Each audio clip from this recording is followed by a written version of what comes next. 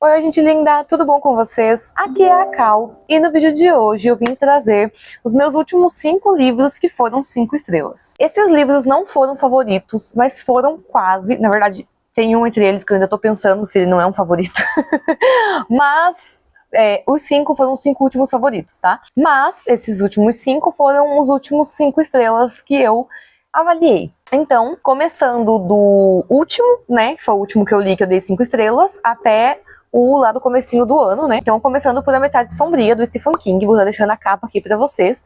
Esse livro aqui, vocês estão carecas, cansados e desolados de ouvirem eu falar sobre ele. Mas é porque ele é muito bom, sinto muito. Esse livro é do Stephen King, maravilhoso. E eu tô pensando seriamente se eu não vou favoritar ele. Meu cabelo, eu acho que não sei se tá legal. Eu ainda tô pensando se ele vai ser um favorito ou não, porque ele foi muito bom mesmo, e aí tinha alguns motivos assim que eu pensei, não vai ser favorito, mas eu fico pensando nele toda hora, lembrando da história, então acaba que eu acho que ele vai ser um favorito sim, mas ele foi o último livro que eu dei 5 estrelas, tá? Então nesse livro a gente vai ter a história do autor, que eu não lembro o nome dele, eu nunca lembro o nome do autor, mas eu lembro o nome do pseudônimo dele, né? Então a gente vai ter um escritor nesse livro, e ele tem um pseudônimo, né? E aí ele resolve uma hora matar o pseudônimo dele, acabar com o pseudônimo dele e continuar escrevendo só com o nome dele mesmo, né? E aí, após isso, começam a acontecer alguns assassinatos, algumas coisas bem ruins, e o assassino tem o nome do pseudônimo do autor. Exatamente, o cara que não existe, o cara que ele inventou da cabeça dele. E aí, entendeu? E aí é um maluco que tá usando o nome do George Stark, né? Se eu não me engano. É um maluco? É o George Stark que ressurgiu das cinzas? É um fã maluco que quer o George Stark de volta? Tem que ler pra saber. Ele é um livro consideravelmente grande do King, mas eu li super rápido e eu super recomendo vocês a lerem. O outro livro antes desse, que foi 5 estrelas, foi Os Perigos de Fumar na Cama, que na verdade é um livro de contos. Minha luminária, eu acho que eu não apertei o botão dela direito, quando eu não aperto. E é um livro de contos, na verdade, né? E ele foi 5 estrelas pra mim. Então eu gostei basicamente de todos os contos. Eu acho que teve um conto que eu não curti muito, mas os outros contos eu gostei bastante. E eles são contos de terror, mas não é um terror tipo Stephen King, né? Que a gente tá acostumado. Assombração, assassinos, monstros, lobisomens. Não. É um terror mais cotidiano, uma coisa mais assim, até onde a pessoa iria por amor. Até onde a pessoa iria por inveja, por raiva. Então, assim, é um terror mais humano, sabe? É uma coisa mais humana, assim. Então, eu acho que isso torna o livro mais terror, o livro mais pesado, por não ser um terror com bicho. É um terror que você acha que você começa a pensar que realmente aquilo pode acontecer, sabe? Uma pessoa pode realmente fazer aquilo.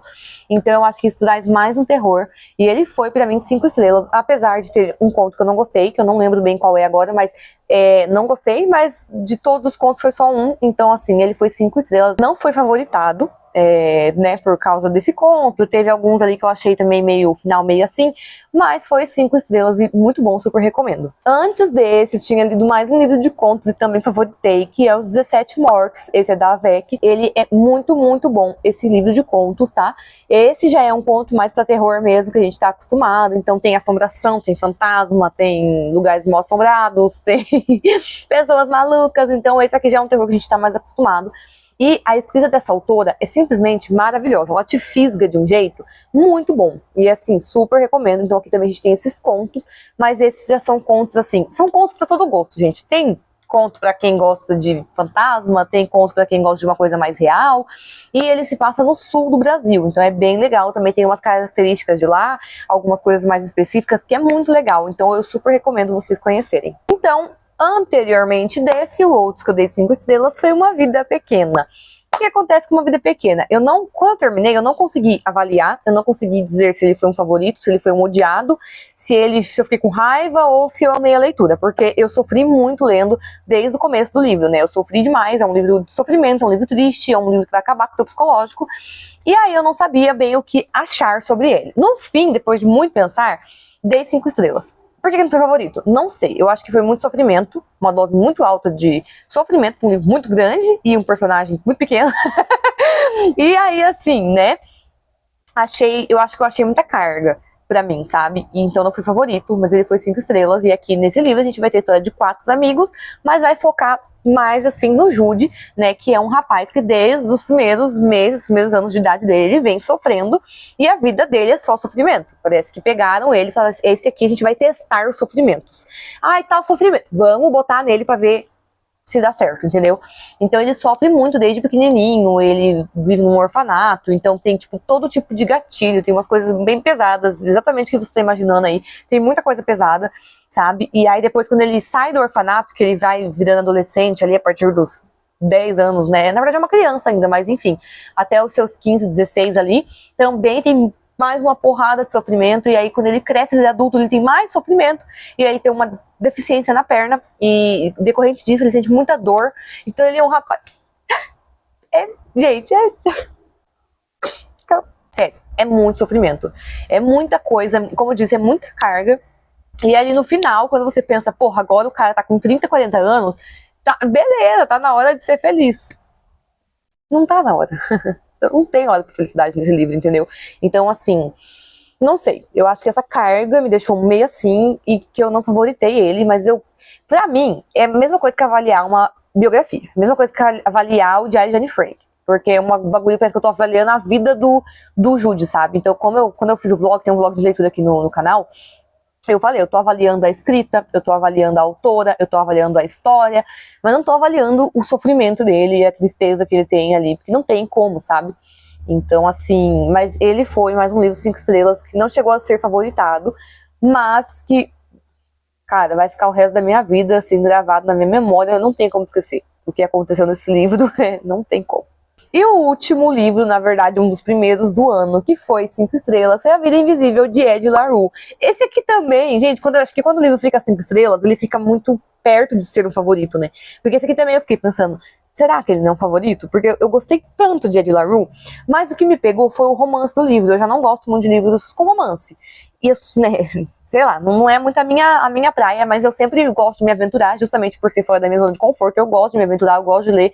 E Ed La Rue é um livro que eu queria ler há anos. E aí, a questão do romance em Ed La Rue é o final, pra mim, que me pegou mais, porque eu queria que tivesse um final mais fechado, né, e ele fica ali um final, tipo, aberto, um final pra você entender o que você bem quiser. E eu acho que eu queria um final fechadinho, um final bonitinho, e na verdade eu queria, acho que o meu final, eu queria um final que tava na minha cabeça, eu não queria o final que aconteceu. Não foi um final ruim, porque eu dei 5 estrelas, mas não foi suficientemente bom pra me dar um favoritado nele.